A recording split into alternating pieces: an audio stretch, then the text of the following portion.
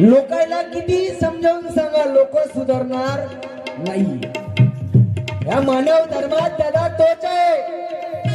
बाबाची शिकवण काय चुकीची आहे काही नाही। शिकवण एवढी जोरदार आहे, साधी सरळ आणि व्यवस्थित सगळ्यांना समजल। 4 तत्व 3 शब्द 5 नियम। तरी आज या शिकवणीचा विरोध होत आहे साहेब।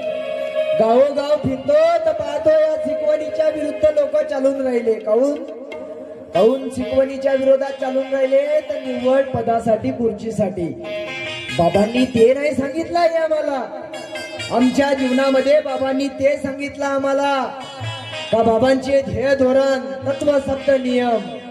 माणूस चुकला तर चला, बरे मले सांगा जीवनामध्ये असा कोणी आहे का जो चुकणार नाहीये? माणूस हा चुकीचा पुतळा आहे।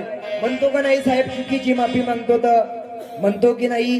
काय म्हणतो चुकीची माफी मागतो तर? हे भगवान बाबा हनुमानजी, मान त्यागी बाबा जुमदेवजी, मी मानव आहे, कर्म करता प्राणी आहे, चुकीस पात्र आहे।